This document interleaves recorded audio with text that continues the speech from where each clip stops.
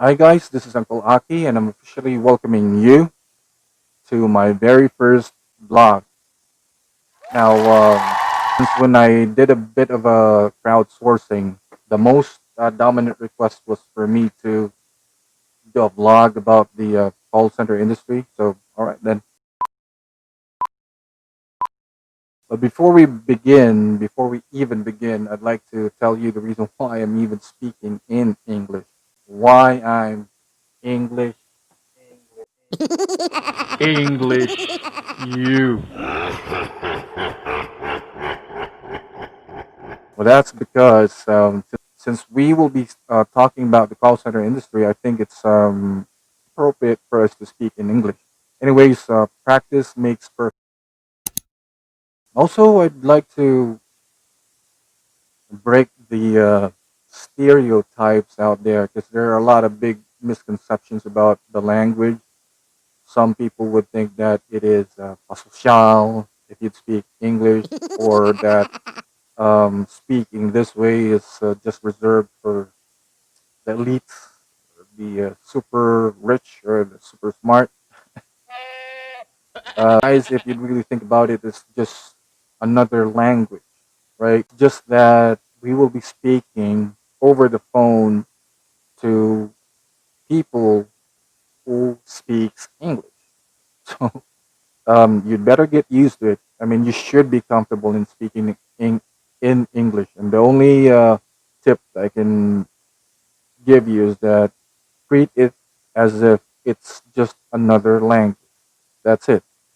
Since we'll be talking about the call center industry, I mean, I imagine it's going to be a series because I'll be starting with the very basics and I'll be providing you with tips in the future about how to, well, apply for the job, which one would be more fitting for you, and the tips on how to survive or thrive in the industry, or how to handle certain calls, how to close sales. If you choose to go that way.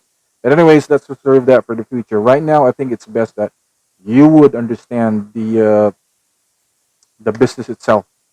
So I'll be clarifying the difference between a BPO, a call center, and a contact center.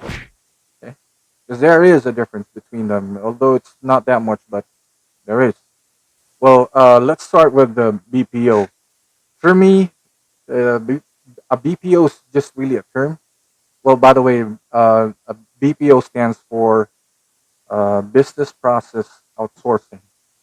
Now, when a certain company decides to outsource the services that they should be doing internally, that's a BPO.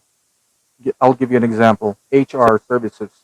Sometimes a company decides to just pay somebody else, pay another company to do the accounting for them or human resource for them.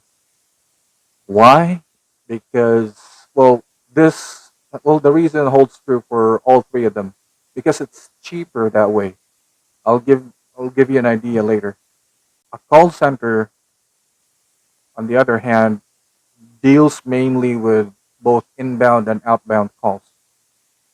Inbound means whenever a customer calls in to ask for your help. Outbound means you are going to be calling the customer. Mostly this happens if you're in sales, but it's not limited to sales, because sometimes even if you're in customer service or tech support, you need to call the customer if you need to do a follow-up.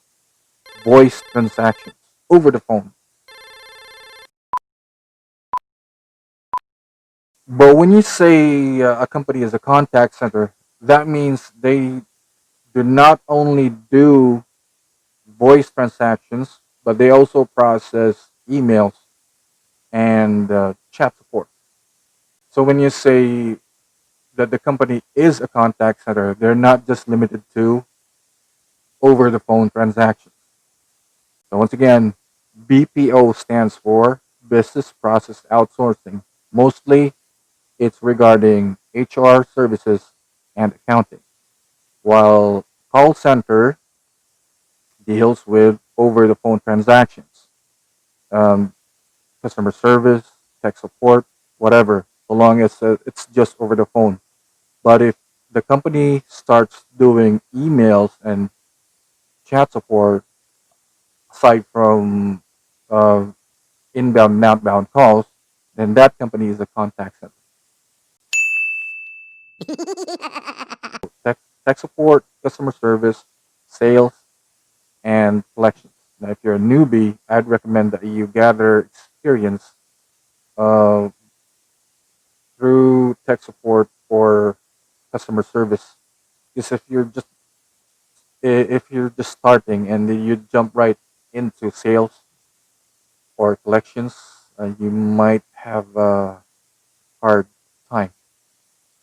But that's just an advice. If you want to go for sales or collections, because I'm gonna be honest, the pay is gonna be better compared to just plain customer service and tech support. So if you want to do it, go ahead. But I'm just trying to I'm just trying to guide you because my concern is you might not survive uh, the year.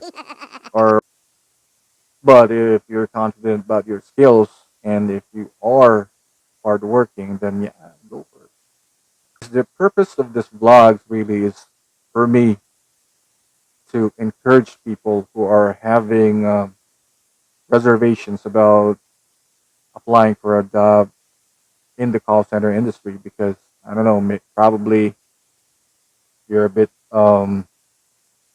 embarrassed to speak in English, and that I mean that's normal. All newbies go through that phase. Even I did, or whatever the reasons may be.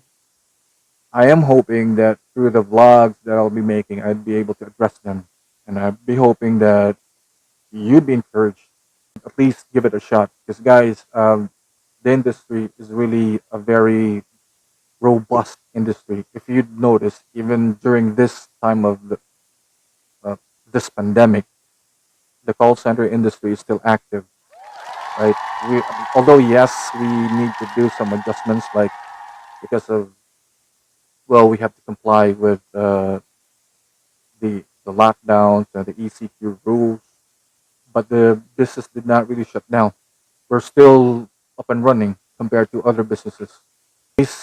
Um, yeah, a big shout out to Sarah Miligrito. Well, because out of all the people who were um, giving out their suggestions about what topic should I be doing, it was her comment that pushed me to do this vlog. Because she told me was that she was really interested in joining the industry even back then. It's just that she is embarrassed to do so.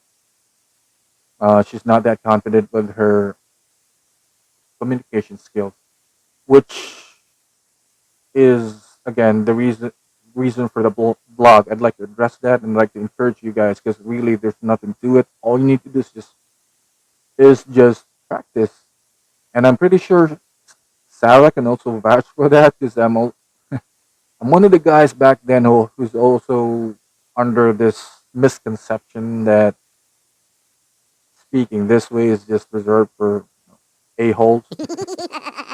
But let me share to you another story about somebody who also had some apprehensions about moving forward. We had this talk during my break, I think, or was it post shift? Because back then, back in 2009, I was a trainer for a call center back in Cebu. So one of our colleagues approached me and asked me if she should be pursuing a trainer's post. Well, I did see the smarts in her, and I did see the potential in her. So I encouraged her. Um, I found out that the reason why she was having second thoughts about applying for the post because there was an opening. It's because some idiot told her that only people that are pretty are supposed to be applying for a trainer's post.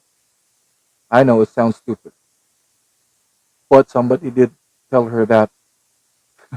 Not gonna mention the name though. Anyway, so yes, of course, I told her that's a stupid notion. What is important is that you're effective in your job. Of course, you have to dress the part. And yes, I must admit, I used to wear long sleeves and polo shirts and a coat, but it comes with a job. So, anyways, so yeah, I told her so long as you're effective, so long as you're able to connect with your trainees. I mean, yes, of course, unless you have a burnt face, that's really going to be distracting the listeners when you stand up front. I don't think that it's a pretty requisite for you to have a pretty face. I mean, really stupid. But anyways, you know what, guys? I'm happy that she took my advice.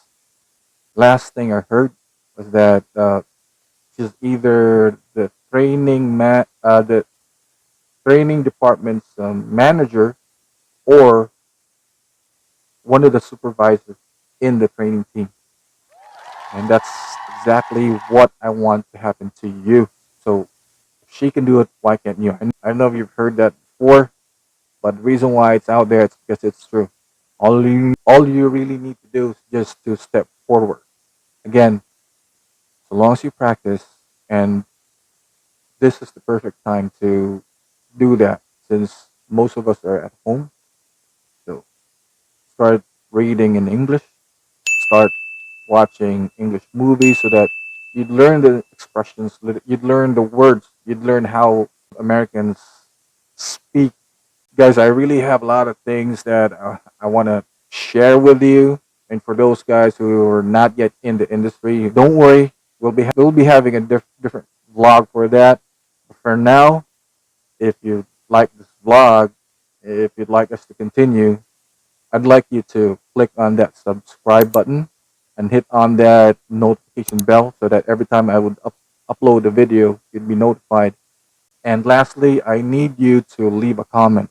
I'd like to know your thoughts. I'd like to know if you'd like for me to discuss something different or if you'd like me to clarify something about what I've just mentioned earlier. Anyways, thank you for your time. Stay cool by being kind. Stay cool by being smart. And stay cool by working hard. Till next time.